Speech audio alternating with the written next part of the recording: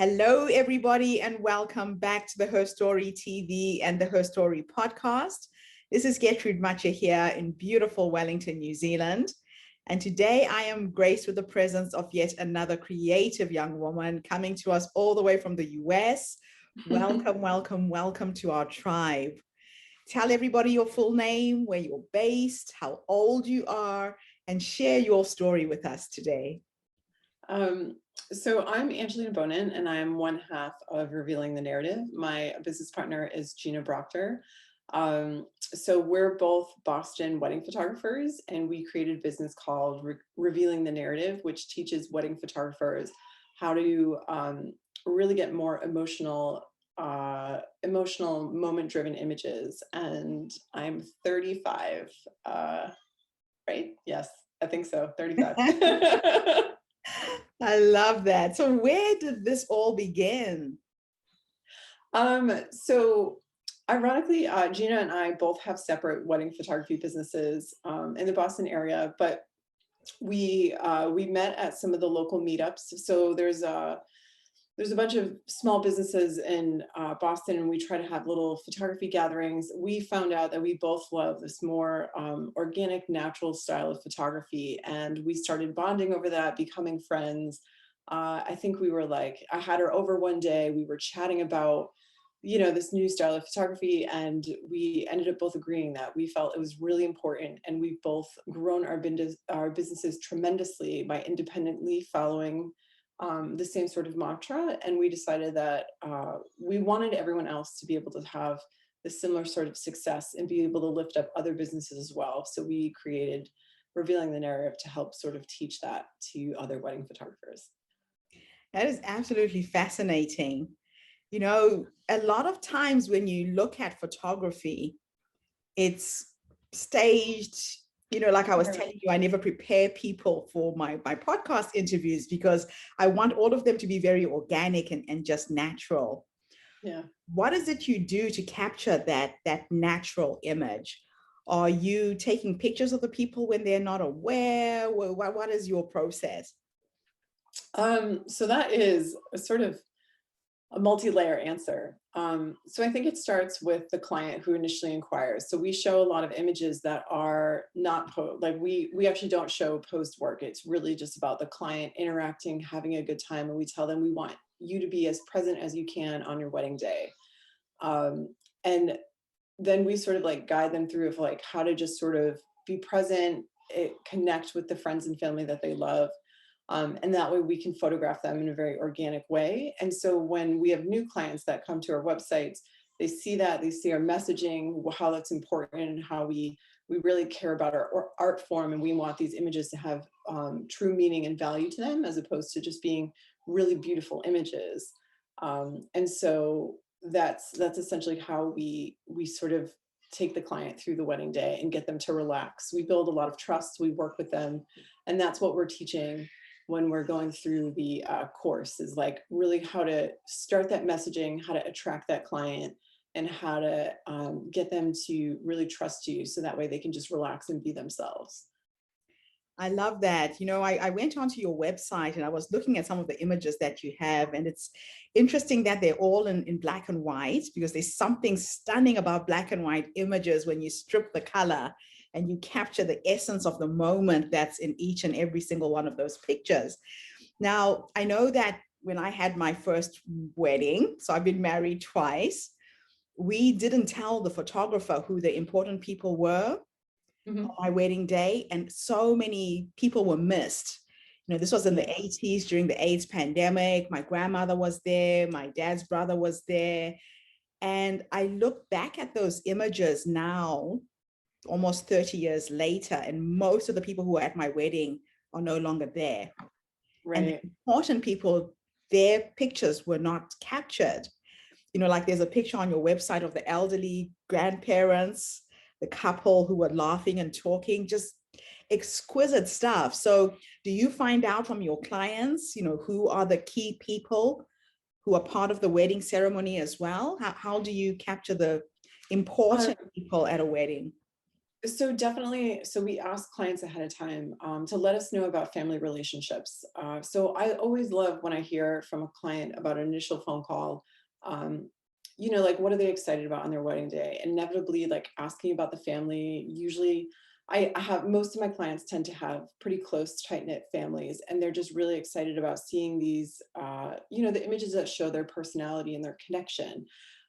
So yes, like talking about that, hearing that is really helpful. I take a lot of notes. And then really on the wedding day, it's being open and available to sort of, you want to have empathy for the client, like by being able to sort of like put yourself there and understand what's important to them. You can pay attention, you anticipate, and you really just, what I mean by keep yourself open is you want to be sort of like looking to see like who's reacting, who's engaging the couple, how they are, paying attention to their body language. And that sort of, keys you in on who is important. Those couples are spending a lot of time with those key important people. So you're there following, waiting for these moments to happen. And then Yes. as they start unfolding, you're like right there taking those photos, waiting for it to happen. It's really fun. And I would say like you sort of like join in the joy of the day as well. So it sounds to me like you have to be extremely present, Yes. be able to capture these moments. It's just a fleeting second where Quick. I love that. I love that. Now, with the current environment we're in, COVID has affected a lot of businesses. A Yes. lot of people have literally gone out of business because they can't be in physical spaces to do their work. How have you ladies found the COVID situation? How have you coped with what is happening right now, business wise? So right now the US is actually doing fairly well with getting COVID under control. So I would say that the current status of weddings is actually starting to look quite normal right now. Last year was a big pivot. A lot of couples did keep their weddings, but it worked out better for businesses like Gina and I because we already attract clients who want this more emotional, connective sort of wedding day. And when the pandemic was really at its height, you could have a wedding, but you had to have a very small wedding. And Yeah. that usually meant immediate family. And for us, that worked out well because if we have these clients, they have these close, tight knit families, they were comfortable being themselves. And when they have smaller weddings, I feel like they actually let their guard down even more. They're like more open to, these great moments. And I had more unusual unorthodox weddings, but I felt like the clients were so much closer to their friends and family. And because they couldn't hug or they couldn't like see their family before, they had to quarantine before they could get married. It was just even more emotional for them. Yeah. So honestly, last year led to some of my best work. And I think like that's part of the thing that we're teaching in the course is like, you know, getting getting that client that you're going to work so well with, that you're going to be connected to, that's called essentially your ideal client. Like how do you attract them, how do you talk to them, and then that's it's just made the whole process so much easier. Oh, that's just beautiful. Now, this coaching service that you offer, you're now empowering other photographers to really tap into this process, this different way of being in terms of your work. And you're doing all of this online? Yeah, so we wanted to offer something local as well, but the pandemic was in the middle of happening. So basically anything in person had to be paused. And it just seemed obvious that the easiest way to go about it was to be able to offer it online. Yes. So right now we have some participants going through the course, and it's been really nice because we have one client from Australia, one's in Amsterdam, two in California. And so while it's difficult to get everybody on one Zoom call, it's been great because we've been able to see like what their work from different parts of the world has looked like, and how being online has been actually really helpful for all of us to come together and help each other, which is a big important part for us. I think we didn't even realize like how much we were going to love connecting with other photographers and helping them through this process. That is fascinating. Yeah, the world is really flat right now because of COVID. It is. We're having this conversation. I'm sitting here in Melbourne, Australia. You're in the US, in Boston. It's And true. yeah, your clients don't necessarily have to be in your physical space. But I also like the fact that you're doing it as a group. There's a certain energy that happens when you coach people collectively and share ideas and support each other. Because you Yeah. are in isolation as a photographer working on your own, correct?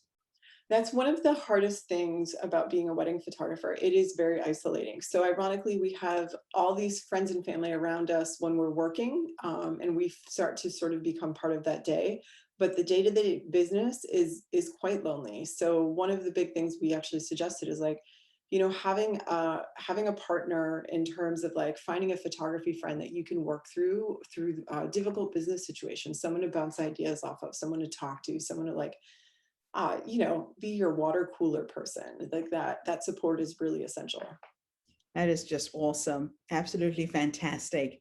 So if you were to go back to the younger you, that young woman who decided to be a photographer, go into business, had no idea what she was doing, based on what life has taught you to get to this point to be a successful photographer. If you were to give her 3 nuggets of wisdom, what would those be? Ooh, so ironically, we have a little Facebook group, and we recently just asked this. And the first one is definitely have confidence in yourself. That one I feel very strongly about. Even in the course, actually, we wrote a whole section just on um, self-doubt and lack of confidence, because I think it affects women particularly harshly. Um, so I think believing in yourself, have some confidence that you are enough and you can do it. Yes. The second thing would be to ask for what you want. I think a lot of times we hide, or we don't want to show our vulnerability, and we don't ask for what we need or what we want. And I think that's a big mistake.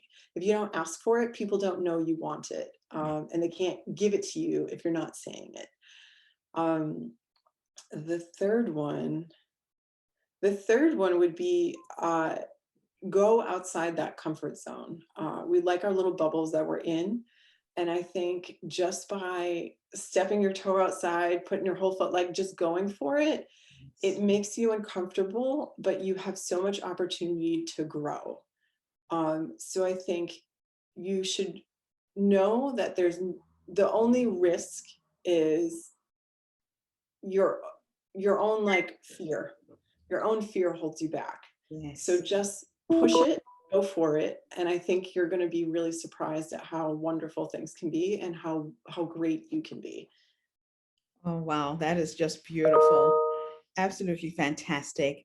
So how can people get hold of you? How can they enroll and get involved in your courses?